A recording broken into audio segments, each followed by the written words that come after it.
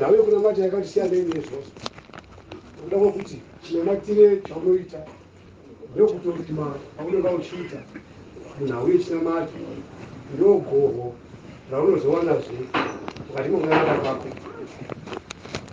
Antu azokwadzazi paunivhina panamati antu aripo havana chokwadi tozotoka mengotaurira mamuri komunenge muri iyoyo hazvigoni kuchinje chimiro chiripo chaichaino chakamira sei nokudavo kuti zvechimiro chinooneka ndimwari.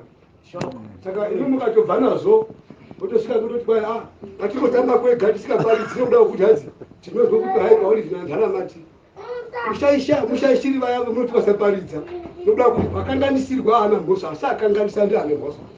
Saka toga tatinoita ngatiite titinatinoziva kuti zvatiri kuita izvi takuita unodaro zvamaita izvarume kana kuri kuda kwamwari pfungwa yanyu ichabudirira, kana kuri kuda kwamwari pfungwa yanyu ichabudirira. Asi mungatodaro izvezvizvi muchipokana nani nokuda kwamwari nokuti mwari akambozikanganwe zvino pano kuti vanhu vangoungane panapa zvichite zvekutamba training institute yekutamba. Saka ngatizive kuti mwari vanodei najesu wechikomishana vadzidzi vake anoti endai kunyika dzose moparidzira zvisikwa zvese evhangeri anenge atenda mumubhabhatidze muzita raBaba neMwana kuvanyokuti mumudzidzise kuchengeta zvandakakurayirai onai ndinemi kusvika kumagumo enyika. Nawe ngairipo ngekuti ngatidzidzisane tizive ende kunonzi kutya Mwari kuziva ndo mavambo ezivo, kutya Mwari ndo mavambo ezivo. Saka ngatizive kuti Mwari vanodei tode kufamba zviri maringe navo. Ndakafara chinhu chimwe hanzi Hezekia unoporeswa kwega kupuwa makore 15 ngendaa yemishando. Hezekia opuwa makore 15 ngendaa yekushanda kuti aMwari rangarirai mabasa andakabata panguva yamakandidza mambo. Mwari orangarira vaona zvakanaka kuti Hezekia ndokupaya mamwe makore rotiwo unoponeswawo ngendaa yekupa vashamwari naAbhurahama. Kuti mashoko aAbhurahama anoti rangarirai muranda wenyu Roti nekuti ndakambobata naye. Roti kwakutoponawo kwega ngendaa yekuti wakambobata naAbhurahama. Saka toga chinokuraramisa chinhu chounenge wakaita chiri maringe nokuda kwamwari. Amen. Hatitake kuona kuti Mwari vanodei tiite sokuda kwamwari. Endi tokana ndiri mudenzini ndikadhisiva kuzvinyepera Noa anoti ngendewani asi ndiri kutozviuraya nokuti endirizaudzi ndini ndinofa.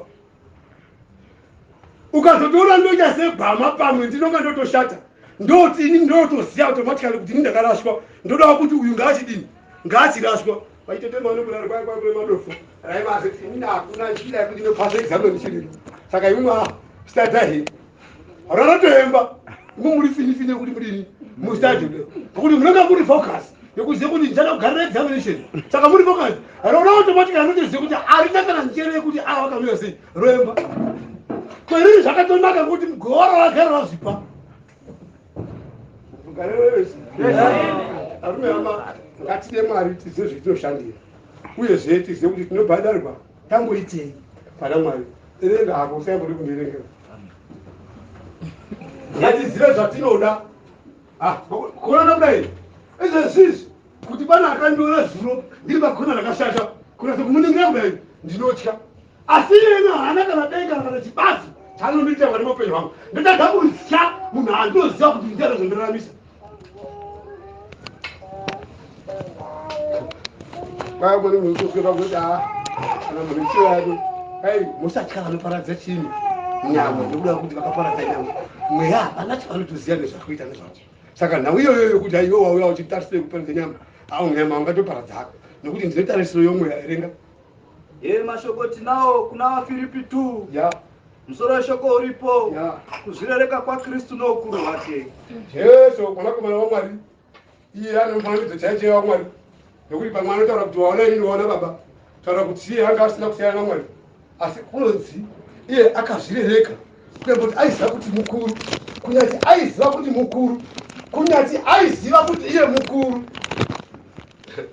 Azosiyana nezvendinoita zviya kuti ndiri baba pangu nehwana hunoti mwii panoti inini panapa panoti inini panapa atavagara wegari pamuzi panoti inini panapa ndini baba yapano panoti inini. Hanzi Jesu haana kuzviita izvo zvawaiziva kuti nyika yakapuwa kwandiri mumaoko ake kuti arwisane nemasimba akaipa anga ari pano asi akazvidi kupita akatora semuranda kufanana nevamwe varanda. Saka nesuwo tofanira kuva chidzidzo icho chokuti toda kufamba pana Jesu Kristu, toda kuzosvika apo akasvika Jesu Kristu, tafamba nenzira dzake. Garero resu. Garero resu. Arume hama, nauye paMwari inode kuti munhu atsvage Mwari uye aite sekuda kwaMwari. Dai taibvunza zuva nezuva kuti Mwari makandiitirei munhu nekuti musangondinonzwa matende nemakarwe mumvura arimo, asi nemakandisadza mukandiitira munhu. Chamakandiitira munhu chii Mwari moda kuti ndiite tigone kwega kufamba nechidzidzo chatakadzidzirwa naMwari kuti tiite. Ndofunga zvaitinakira. My girlfriend is over there. Yeah. But look at the TV. Your girlfriend don't know what's going to happen to the chin. I think to see what the man is going to detail. Man, I won't know where I'm going to put that one to the family detail. Say my right in this. To own them where to put them my back to the Jean of the seat. Check the heads or so. Quitter, no for Tanmari. Nokuti ndo vanenge vakuudza kuti itaichi. Ukareveresa. Amen. Funda pa number 15. Funda pa 15 chetu. Chataura zvakawanda. 15 verse. Yeah. Kuitira kuti muve vanhu vasina chitadzo pakati porudzi. Izvi zvinoitirwa kuti muzive kuti Mwari vanodei, muone kurarama nokufamba muri vanhu vasina zvivi munyika ine zvivi, nokuti nyika ine tinorarama, nyika ine ina mambo unobata mairi akatopiwawo masimba ekubata saikoko, nokuda mokuti hondo yarwiwa masokuteere vamwe zvakazarurwa, anoti hokoyo nyika navose vagara mukati mayo, nokuti muchinde uyo akanga achinetsa mudenga natonoadziswa pasi kuti ashungurudze varipo. Saka iyezvi zvamuripo mutirarama saizvozvo tinoda kuti mudzidze kurarama zviri maringe nezvinoda Mwari, kwete nezvinoita vanhu venzvimbo iyoyo. Mashoko anga ambotaurwa navana varamwa magwere makufeni anga ati mukati menyika yamunonzi ine uchine nemukaka, vanhu varimo mukateedza zvirimo hamugoni kuti murarame zvinoda Mwari, nokuti vane mararamiro asikaenderani neuturumukana hurimo. Ngaindidaro asi zvopa Mwari ngatiite zvivarengera Mwari. Kwara mukati tinoshushwa iye mukadzi asikadi kuteedze zvemirayiro ipamba ipapo oti inoshushwa, murume akanyarara mhosva yako murume. Saka anofanira kuti kana mbama dzichifanira kutonara, mbama ngadziramba dzakatodini dzakatofamba mumatama amai kuti vagone kwega kuchengetedze dziripo.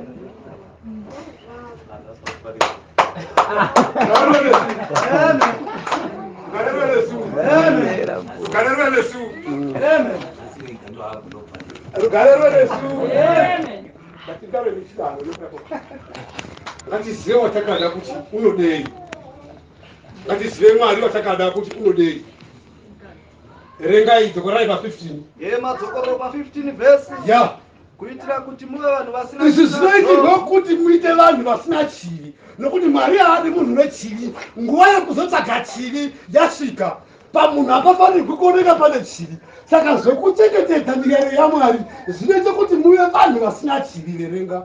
Pakati porudzi urwu rwavanhu vakadhanganyika, mukati mwenyika yamunorarama muratidze nyimi muine mutsauko. Verenga. Rudzi rwakatsauka, rudzi rwarwo rwaruzivi Mwari asi nimi munoziva Mwari. Verenga. Rwamunoonekwa pakati pavo, asi makaiswa pakati parwo kuti murarame muripo, imomo muve chiedza. Ndakapoti vhiki yakapera Paulo kuti anonga atenda aende mudenga, nokuti watotenda zvaive nani kuti aende mudenga, asi zvakaendeka zvisikazi kuoneka nokuda kwekuti kunonziva zvinovata vari muna Kristu Jesu. Vanhu ivavo vanofanira kuzinga vakaropafadzwa, nokuti pane chinofanira kunge chichioneka chichivateerera chavakabata nguva youpenyu hwavo. Mwanangu, kuti wave 30 years ubaite 30 years dzoumbafa. Unonga kana ukatobvunzwa kuti hai experience pa 30 years yechiba, ukatobvunzwa experience yekuti hai une experience yekuba here, hapasina tactic yekuba wakaita sei 30 years.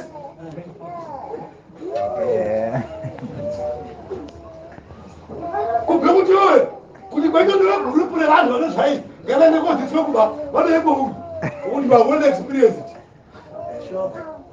Ngalereresu. Saka panyika ino tinorarama tiri mairi, ngationeke Yesu mashoko wa5:13 ratidzai kuti inini munosana urwu hwamwari, ratidzai kuti inini ndimakaitwa kuti mudzinge rima riripo, ratidzai kuti inini ndimakaitwa kuti murunge nyika iyoyo, nyika inake ndimi. Ndinoti nombatso mwako mumenere kukura unotongesa kuzoti nyika kana ntaraunda kana muganga ita dambudziko. Verenga 16 vhesi. ya Makabatisisa shoko reupenyu iri. Murave makabatisisa shoko reupenyu kuti pazuva riya raKristu, kuti pazuva riya raKristu Jesu ini ndizowana chokudada nacho. Nevakakufundisai mashoko vamunotenda kuti ndiri ndineyotechere pakati mutungamiri wangu waya takati aone chekudada nacho kuti zvandakaita hazvina kurova. Pakanopapadzwa mabasa namwana mukomana kati mabasa namukomana akatukwa, mabasa namwana mukomana akatukwa kuti kufa kwako kunomanza nezita hapana parasarira abaenda waenda wana huya hotofika hotoroorwa hakutotomba tamba akomana kumizango nehotobara chii zvikomana zvotoenda zita rekwe ndokura penyika kwako pakabarwa muri kwega mwaitasirwa kuti msabara mukomana kuma ndiwe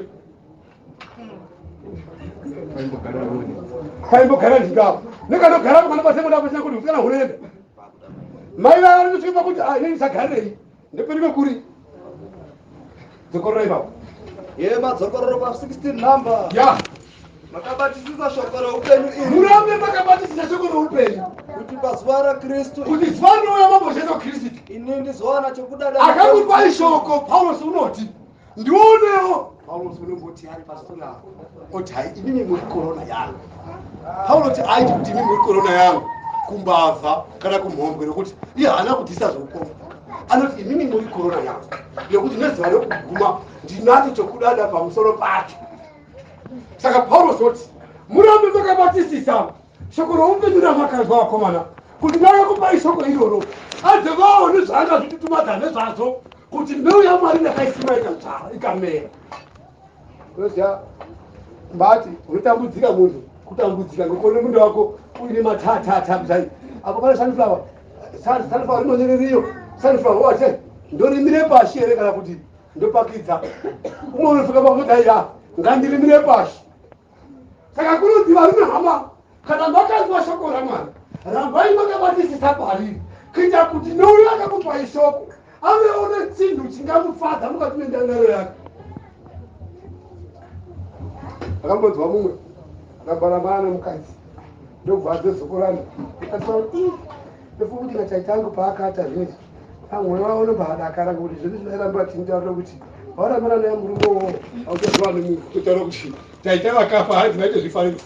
Wati mo anodala kupa shoko rokuti iwewe urarame narini narini iri nhume yakatumwa naMwari okuona iwewe uchibatisisa mashure kwazvo. Toziva asharuka anorwadziwa tozi mukati mesangano uvabawo kana kuti uvapombo kana kuti uvaurayawo asi kuti kwakuzozvichii nokuti ndadzeche saka unomufundisa here unopinda pakati muri paya mufundisi ako ndiani mufundisi ako ndii zvinotekatei kundifundisa kuti katini. Saka Paulosi unoti rinohamba makabatira pashoko raMwari zvinodadisa nemunhu akakudzidzisai pashoko raMwari nekwarakabva Mwari unokachidadawo kuti shoko randakatumwa mashoko aisayanga mashoko apaitsetso inyambori padompa pamusoro pebwe inoresponda kuti mvura yanaya unoiona ichifuta yomweka mobuda kashisha kozofa hako asi inenge yaresponda kugamuchira mashoko emvura asi iyemi munoomesa mwoyo kusvika paextendi yokuti unoramba chakanaka nokuda kubatisa takaipa. Mwari ngabatsire vanhu cherenaika ndichiti aiwa handina kumhanyira nhando kana kushandira pasina. Paulosi unoti ndinenge ndakufara ndakuti basa randakabatarira handina kuribatsira pasina, handina kumhanyira nhando kana ranga riri gomo raipirwa amunhu haazozvidembi kuti but mazuva aya ndakaregera sadza mahara ndichiitira zvakati unonga woti kuregera kwanaita sadza pakashanda nokuda kuti shoko raMwari ranhasi uno rinotekeshera vanhu vandakadzidzisa paipai shoko kune vanhu vanogona kuribata vanhu vachizoripawo nokuda kwokuti shoko raMwari imbeu inofanira ichingoenda ichipinda muhana dzakanaka kana ichishandura dzimwe hana dzakarurama. Verenga kunyange dai zvainzi ropa rangu ngaridururirwe pamusoro pechibayiro chemuteuro wekutenda kwenyu ndaizofara kwazvo ndichifara pamwe chete nemose. Zokorora kunyange dai zvainzi kunyange dai zvainzi ropa rangu ngaridururirwe pamusoro ngandura iwe pamusoro pechitendero chenyu. Reka ndaizofara kwaso hazvichanyanya kundirwadza ndichifara pamwe chete nekuti ndaiziva kuti iro parashanda. ndaizozonemiwo faraiwo zvikuru Imimiwo imimi kana muri pana Mwari vazvino kwazvo muchifa kwemakabatisa shoko raMwari. Hadzira pai muchifara.